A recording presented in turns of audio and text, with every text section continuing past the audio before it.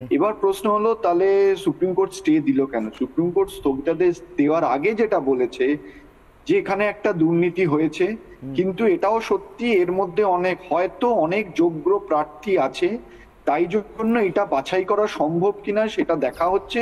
16ই জুলাই মামলা শুনানি হবে, তারপরে আরেকটাও ইম্পর্টেন্ট বলেছে, কিন্তু যারা আলটিমেটলি অযোগ্য বেরোবে তাদের কিন্তু এই পিরিয়ডেও যে চাকরি করছে পুরো টাকাটাই ফেরত দিতে হবে 12% ইন্টারেস্টে, এই কথাটাও অ্যাড করেছে। তাই একটা কথা শুধু জিজ্ঞাসা করবো, আজকে সওয়াল জবাবের সময় যেটা সুকন্যা বলছিলেন, বিকাশ রঞ্জন বাবু একটা সময় বলেন সওয়াল করতে উঠে যোগ্য চাকরি প্রার্থীদের হয়ে, যোগ্য চাকরি প্রার্থী, হ্যাঁ এক্স্যাক্টলি, বিকাশ রঞ্জন বাবু বলেছেন যে পুরো প্যানেলটাই বাতিল হওয়া উচিত, তার কারণ দু রকমের ওএমআর শিট পাওয়া যাচ্ছে একই ক্যান্ডিডেটের, তাহলে এই চাকরি নেওয়ার পদ্ধতিটা আর কি করে আইনগ্রাহ্য থাকে।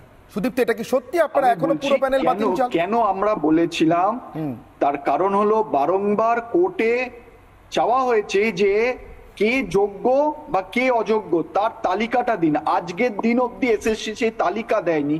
তার মানে একটাই হতে পারে, এসএসসি নিজেই বাছাই করতে পারছেন না কে যোগ্য কে অযোগ্য।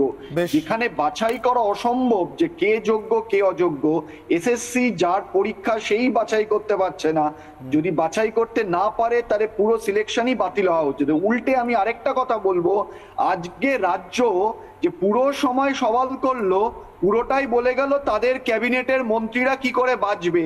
একবারও যোগ্য চাকরি প্রার্থী শুধু 25,000 না, 30 লক্ষ যোগ্য প্রার্থী, তারা কি করে সুবিচার পাবে সেই নিয়ে কিন্তু রাজ্য সরকার একটা কথাও বললো না। তারা শুধু ব্যস্ত যে কি করে তাদের মন্ত্রীদের বাঁচানো যায়, এর বাইরে রাজ্য সরকার কোনো তাদের মাথা ব্যথা নেই। বেশ, সুকন্যা।